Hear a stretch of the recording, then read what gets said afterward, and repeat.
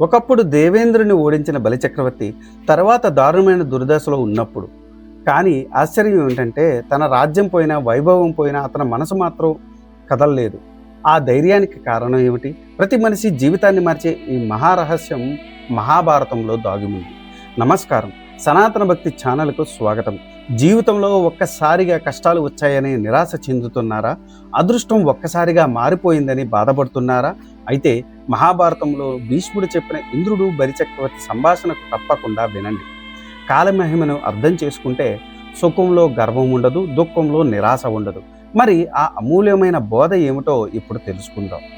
పితామహ, మానవుడికి ఏదైనా దుర్దశ కలిగినప్పుడు అతను ఎలా ఉంటాడు, దానిని ఎలా ఎదుర్కొంటాడు వివరించండి అని అడిగారు. ధర్మరాజా, అన్ని రకముల దుఃఖములకు దుర్దశలకు ధైర్యమే మందు.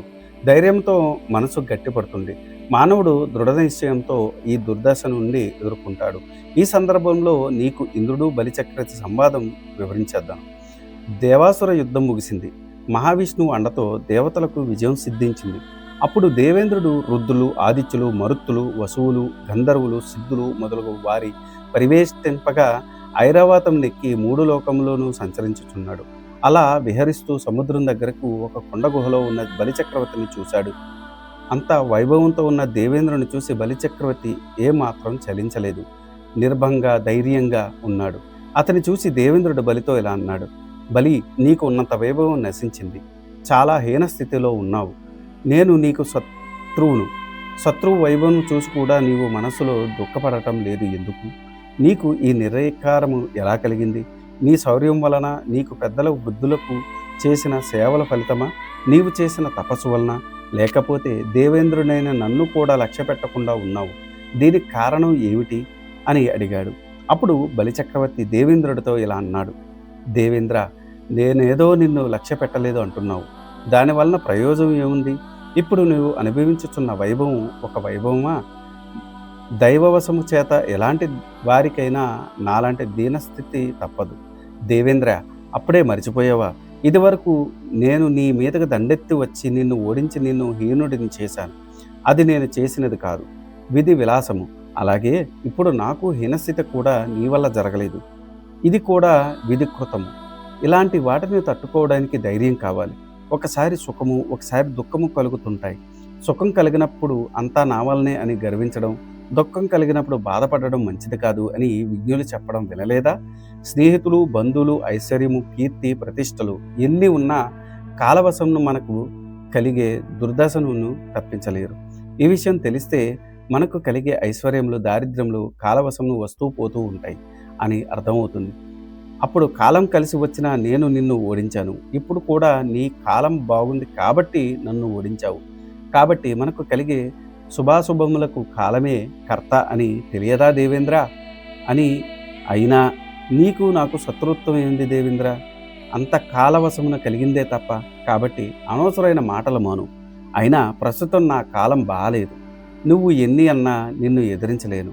నీ మీద నాకు కోపం లేదు. అయినా నాకు లీలామాత్రంగా కోపం వచ్చినా చాలు, నిన్ను నీ స్వర్గంను ఎడమ చేత్తో కూల్చివేస్తాను. నీకు విజయం గర్వం తలకెక్కింది.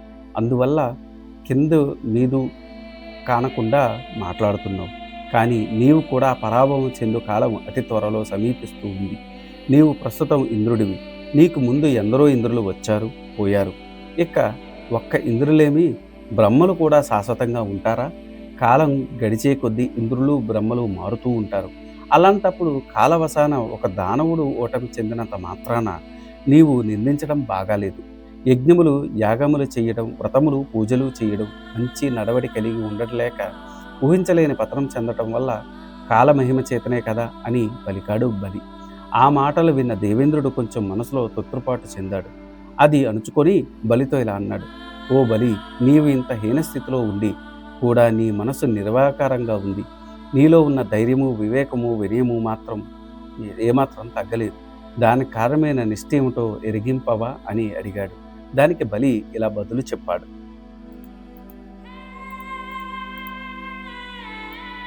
ఓ దేవేంద్ర, ఎంత వెర్రివాడవయ్యా! నాలో ఉన్న ధైర్యము, వివేకము, వినయం, శాంతి నేను ఎక్కడి నుండి తీసుకుని రాలేదు. అవి నాలో స్వస్థ సిద్ధముగా ఏర్పడతాయి. మరలా చెప్పుచున్నాను విను. మానవులకు కలిగే అన్ని మహాదశలు దుర్దశలు అన్నీ కాలవశమున కలిగినట్టువే. ఈ కాలం ఒక నది వంటిది.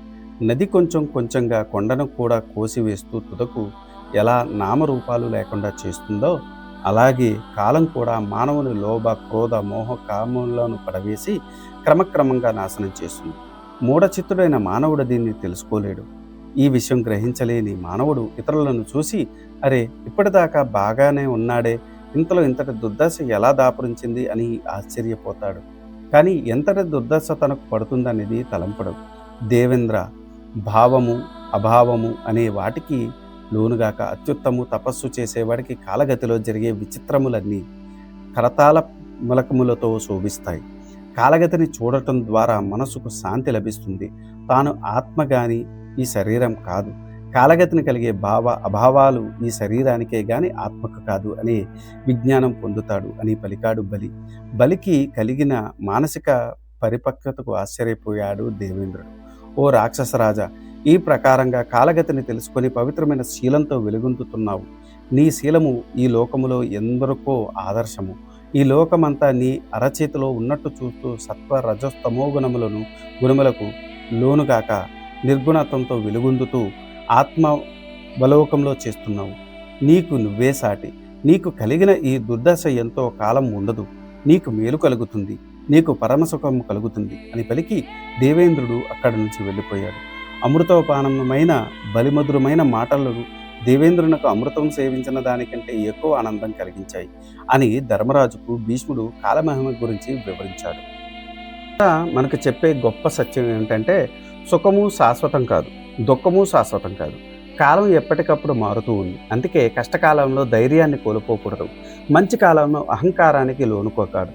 బలి చక్రవర్తుల సమత్వ భావంతో జీవించడం నేర్చుకుంటే ఏ పరిస్థితినైనా అధిగమించగలం. ఈ సందేశం మీకు నచ్చితే వీడియో ఒక లైక్ చేయండి. మీ కుటుంబ సభ్యులు మరియు మిత్రులతో పంచుకోండి. ఇలాంటి మహాభారతంలోని అమూల్యమైన జీవిత పాఠాల కోసం సనాతన భక్తి ఛానల్ను తప్పకుండా సబ్స్క్రైబ్ చేసి పక్కనే ఉన్న బెల్ ఐకాన్ను నొక్కండి. మళ్ళీ మరో ఆధ్యాత్మిక కథతో కలుద్దాం. ధన్యవాదాలు. హరి ఓం.